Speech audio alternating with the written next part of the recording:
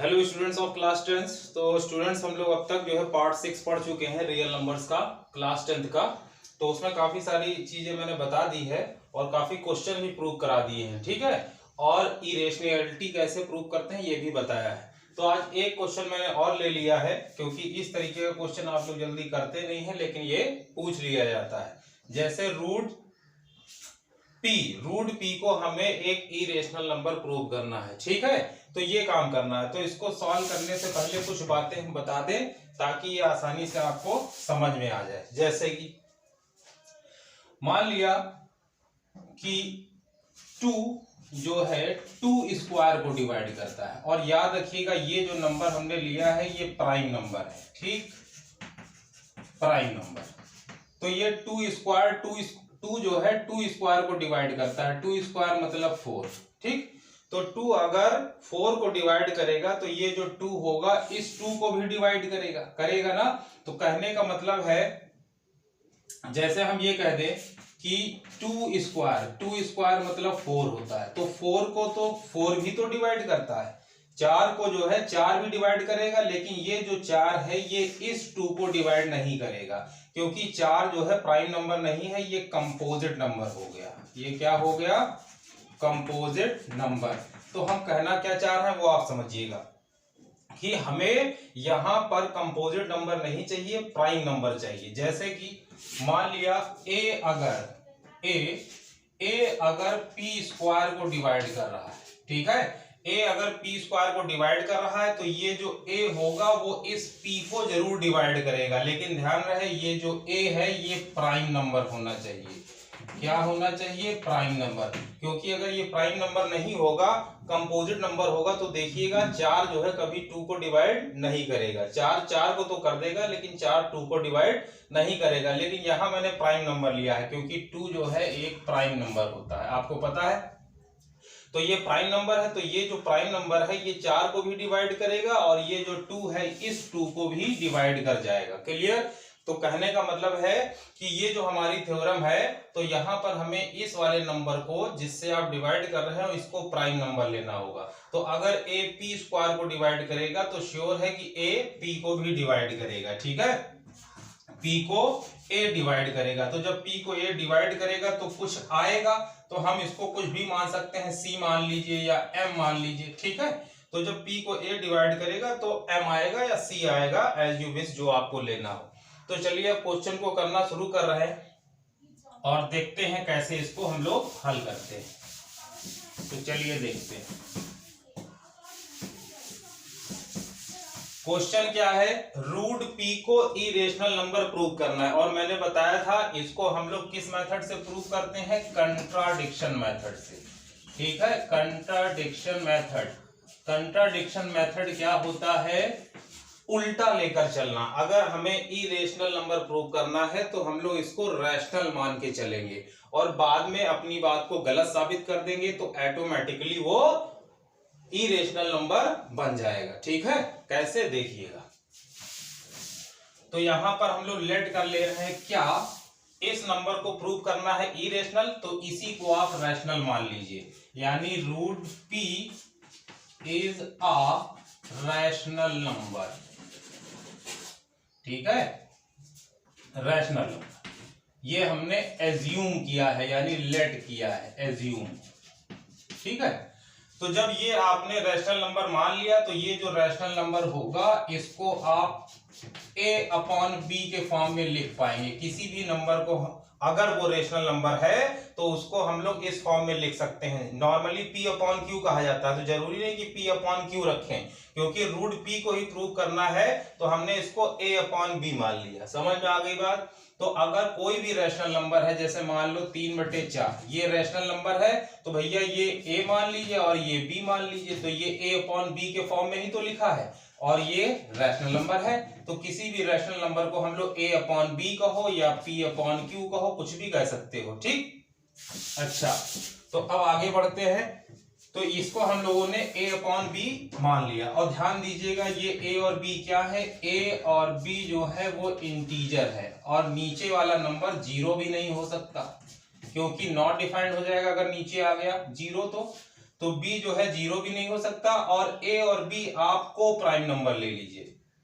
ठीक, को prime number का मतलब होता है जिनमें कुछ कॉमन ना मिले, जैसे कि दो, मान लो 3 और 7 ले लिया, ये दोनों को प्राइम नंबर है। ठीक है, प्राइम नंबर तो है ही है, ये भी प्राइम है, ये भी प्राइम है, तो दो ऐसे प्राइम नंबर जिनमें कुछ कॉमन ना मिले, मतलब कि HCF जो हो वो एक होना चाहिए, तो ये दोनों नंबर को प्राइम कहलाएंगे। क्या कहलाएंगे?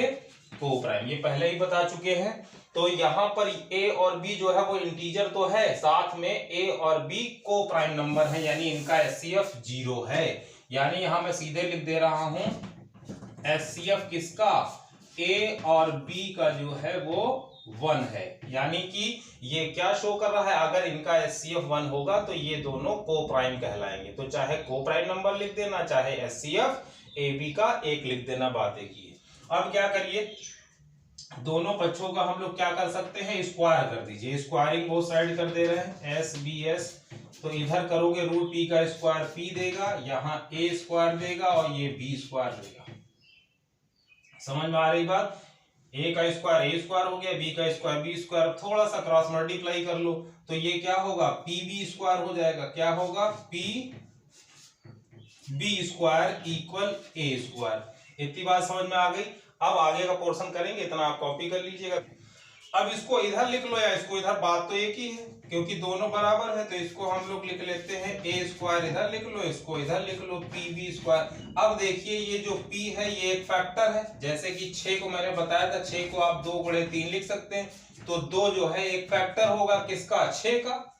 ठीक है, क्योंकि 6 को ही तो 2 गुणे 3 लिखा है, तो 2 भी फैक्टर है 6 का, 3 भी, तो हम 2 की बात कर रहे हैं, तो 2 अगर फैक्टर है तो 2 6 को डिवाइड जरूर करेगा। समझ में आ गई बात? इसी तरह से यहां पर ये जो निकला है p, ये जो p है ये एक फैक्टर है किसका? a स्क्वायर का।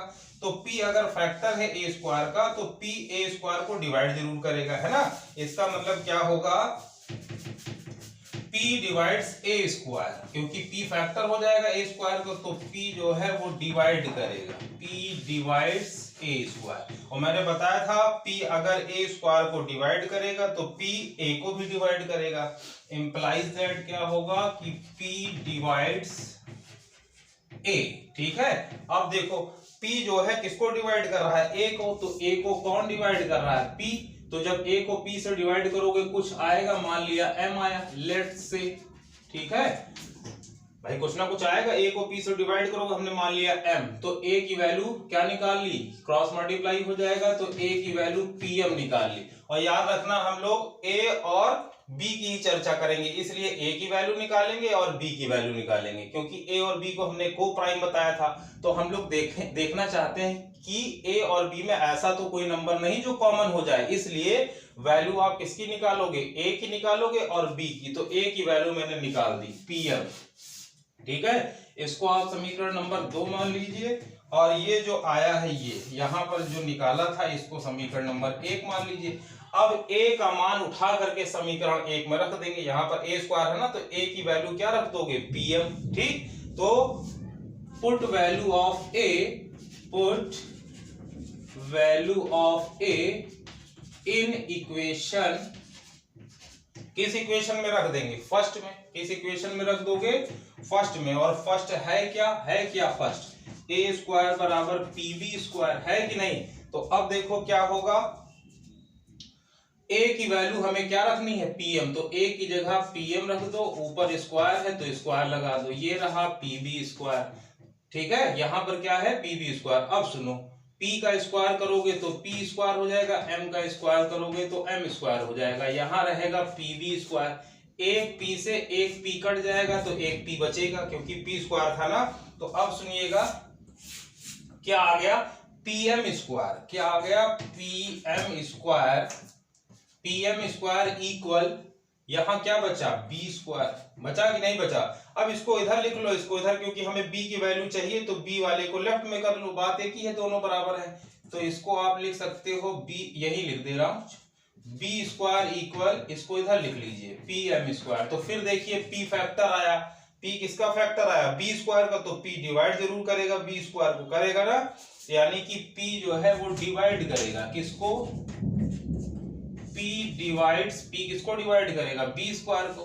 तो याद रखिएगा अभी बताया था, क्या बताया था, अगर P जो है B स्क्वायर को करेगा तो P B को भी करेगा, है ना। देयरफॉर या देन P डिवाइड्स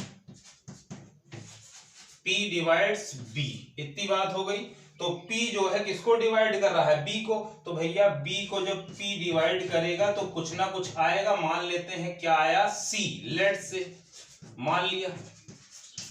समझ में आ गई बात। देखो मैंने क्या लिखा कि P डिवाइड करेगा किसको, B को, तो B को P डिवाइड करेगा तो कुछ तो आएगा ही।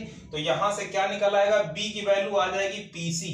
तो यहां से क्या निकल आएगा, B की वैल्यू, क्योंकि B की वैल्यू चाहिए, A की वैल्यू निकाल चुके हैं, तो B की वैल्यू निकालोगे तो ये PC हो जाएगा। ठीक, तो ये समीकरण नंबर 3 बन गई। ठीक, इतना नोट कर लो, बाकी मिटाने जा रहा हूं। सिर्फ हमें किसकी जरूरत है, A की और B की, यानी समीकरण 2 और 3 का यूज करेंगे, बाकी हम मिटा दे रहे, इतना नोट कर लेना। ठीक, अच्छा चलिए अब आगे बढ़ते हैं, नोट कर लीजिए इतना।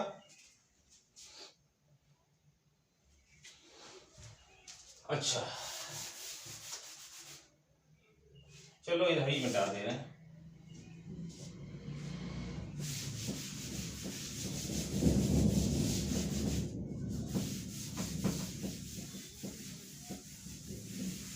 तो अब A और B कहाँ है, B है समीकरण 3 में और A है समीकरण 2 में, तो 2 और 3 का यूज करेंगे, यानी फ्रॉम इक्वेशन, इसको भी मिटाई दे रहे हैं, कोई जरूरत नहीं अब इसकी। तो अब लिख लेते हैं क्या, from equation second and third. तो सेकंड हम लोगों की कौन सी थी, A बराबर PM था, ठीक है, और थर्ड कौन सी थी, B बराबर PC था। अब देखिए यहां पर P और P कॉमन हो गया, A और B में क्या कॉमन है, P है कि नहीं, इसका मतलब A और B का HCF P आ गया, यानी कि HCF ऑफ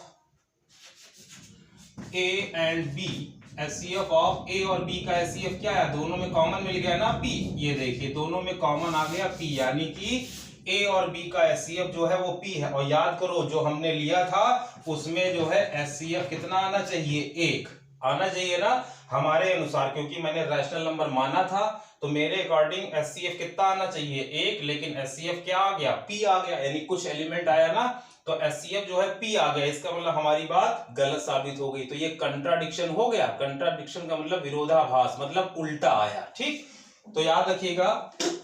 अब क्या करेंगे, तो जब HCF आया हम लोगों का P, इसका मतलब हमारी बात गलत साबित हुई, यानी कि दिस contradiction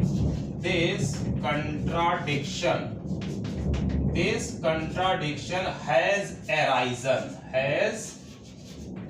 ये सब क्वेश्चन में लिखते हैं हम लोग, ये बात कोई नई चीज नहीं है। दिस contradiction has arisen यानी उल्टी बात साबित हो गई। क्यों साबित हो गई, ड्यू टू आवर एजम्पशन, हमारे एजम्पशन के कारण, ड्यू टू आवर एजम्पशन, जो हमने माना था उसके कारण। ठीक है, ड्यू टू आवर एजम्पशन, और हमारा एजम्पशन क्या था, हमने क्या माना था, आवर एजम्पशन दैट, हमने माना था root P is a rational number. ठीक है, तो बस इतना क्लियर हुआ कि हमने जो माना था कि रूट P एक रैशनल नंबर है वो गलत साबित हो गया, यानी कंट्राडिक्शन अराइज हो गया। सो या we can say root P is a irrational number, क्या होगा, इरेशनल होगा, क्योंकि हमारी बात गलत हो गई, इसलिए ये इरेशनल नंबर होगा, हेंस प्रूव्ड। तो ये था इसको करने का तरीका। अब रूट P हो, यहाँ चाहे 3 रख दे, चाहे 5 रख दे, चाहे 7 रख दे, चाहे 2 रख दे, मेथड यही होगा। तो एक चीज आप इसको सीख लीजिए, इस तरह के कैसे भी क्वेश्चन होंगे आप उसको लगा लेंगे। हालांकि मैंने रूट 2 रूट 7 ये सब बता दिया है, पिछली वीडियो में देख लीजिएगा, लेकिन करने का जो तरीका है, यहाँ P की जगह 3 रखो, चाहे 5 रखो, चाहे 7 रखो, इसी मेथड से करोगे और लास्ट में ये 2 लाइन लिखनी पड़ेगी। ठीक है, इसको रटिएगा नहीं, समझ लीजिएगा। कुछ बच्चे सोचते हैं यार ये सब में लिखना पड़ता है, तो रट ही लो इसको, तो समझ लो भैया। ड्यू टू आवर एजम्पशन यानी हमारे एजम्पशन के कारण, जो कि ये था, मतलब रूट P एक रैशनल नंबर था, वो गलत साबित हो गया, कंट्राडिक्शन हैज अराइजन। ठीक है, इसका मतलब ये रूट P जो है इरेशनल नंबर होगा, बात खत्म हो गई। अच्छा, अब नया टॉपिक हमें पढ़ाना था आज, वो हम स्टार्ट कर ही दे रहे हैं, आप इसको नोट कर लेंगे। ठीक, नया जल्दी से थोड़ा बता दें, कोई बहुत बड़ी चीज नहीं है। ठीक है, तो वो टॉपिक क्या है, फंडामेंटल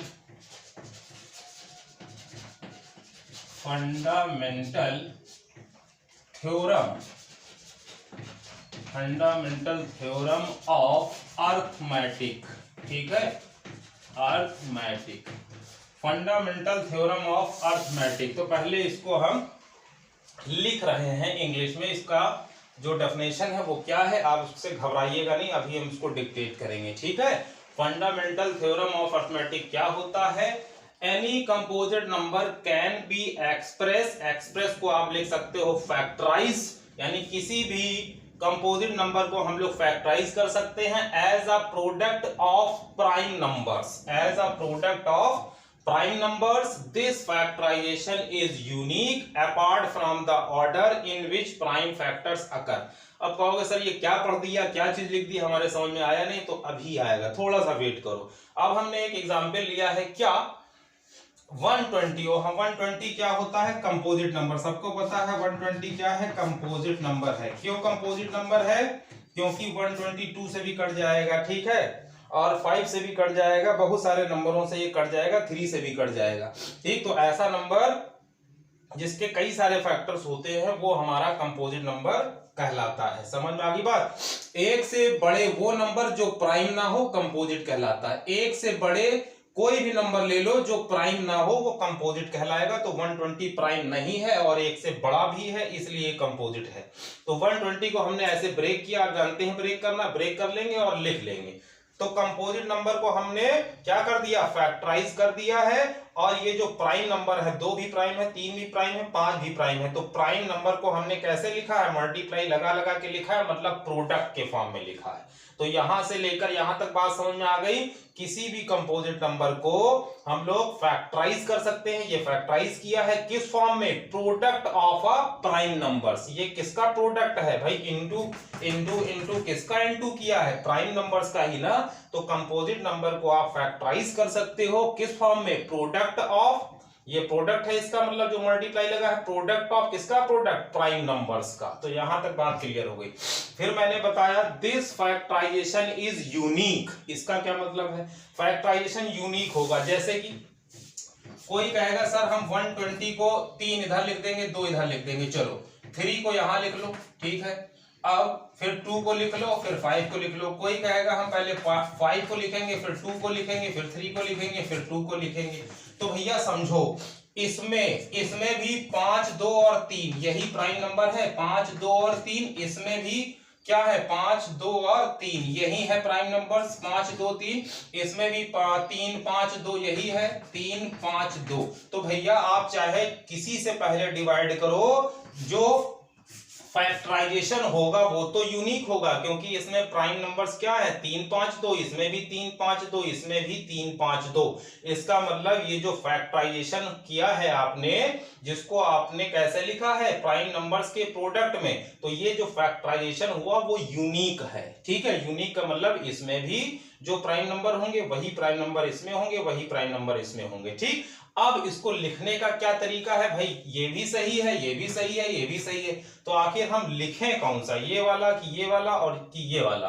तो फंडामेंटल थ्योरम ऑफ अरिथमेटिक क्या कहता है, वो ये कहता है कि आप पहले सबसे छोटा प्राइम नंबर लेंगे। जैसे सबसे छोटा प्राइम नंबर 2 है, लेकिन 2 3 बार आ गया, 1 2 3, तो इसको हम 2 की पावर 3 लिख लेंगे, फिर 3 है और ये 5। ये तरीका सही होगा, जो कहलाता है, कौन कहलाता है, किसने बताई ये बात, फंडामेंटल थ्योरम ऑफ अरिथमेटिक। हालांकि सही ये भी है और ये भी है। ठीक, तो आपको तीनों बातें क्लियर हो गई। किसी भी प्राइम नंबर को आप प्राइम फैक्टर्स के प्रोडक्ट में लिख सकते हैं, यानी प्राइम नंबर्स के प्रोडक्ट में लिख सकते हैं। और ये जो फैक्टराइजेशन होता है वो यूनिक होता है, क्योंकि यहां भी जो प्राइम नंबर मिलेंगे वही इस फैक्टराइजेशन में मिलेंगे, वही इस फैक्टराइजेशन में मिलेंगे। ठीक है, तो ये यूनिक हो गया।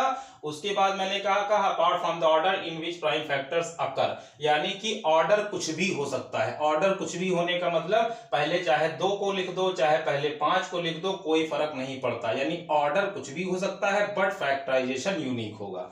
एक और एग्जांपल ले रहे हैं, कैसे देखो, तो आप इसको लिख लेंगे, हालांकि ये लिखने के लिए आएगा नहीं, बस ये आपको समझाना था, तो ये मैं हटा रहा हूं, कॉपी कर लेना। ठीक, तो जैसे एक थोड़ा सा बड़ा नंबर ले रहे हैं 13560, ये थोड़ा बड़ा नंबर मैंने ले लिया है और ये भी कंपोजिट नंबर है, ठीक है, ये भी कंपोजिट नंबर है। क्यों? क्योंकि ये भैया 10 से भी कट जाएगा, 2 से भी कट जाएगा, कई सारे नंबर से कट जाएगा, ठीक। और ये प्राइम नहीं है, तो जो नंबर प्राइम ना हो और 1 से बड़ा हो वो कंपोजिट है, तो ये कंपोजिट हो गया। अब इसको जरा ब्रेक कर लेते हैं। चलो छोटे से काटेंगे, 2 से ही काट दो, 2 छंग 12, 2 सत्ते 14, 2 ठी 16, 0 हो गया, 2 3 जा 6, 2 2 जा 4, 2 3 जा 6, 2 9 जा 18, फिर 0, ठीक है, 2 3 6, 2 3 6, 2 9 18, 0, फिर 2 से काट दो, 1 9 2 छंग 12, 2 9 18, 2 5 10। अब नहीं कटेगा तो 3 से चेक कर लो, 3 5 15, 15 नहीं कटेगा, 5 से ही कटेगा, 5 3 15, 1 आया 19 हो गया, 5 3 15, 5 9 45, ठीक। अब 3 से कटेगा, 3 1 3, 3 1 3, 3 1 ठीक है। अब 113 किससे कटेगा? 113 से ही काट लेना। 113 किसी के टेबल में आता है? नहीं आता है, तो 113 को 1 टाइम ही ले लेना, ठीक है।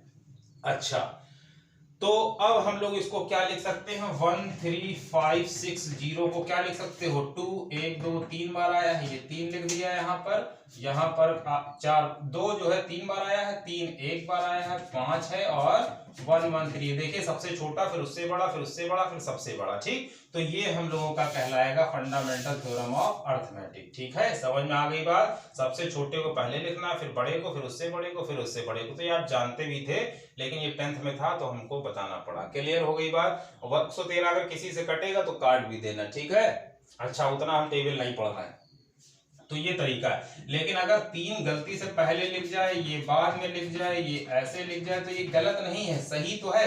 क्योंकि यहां भी देखिएगा प्राइम नंबर 3 है, 2 है, 5 है और 113 है। यहां भी प्राइम नंबर क्या है? 2 है, 3 है, 5 है, 113।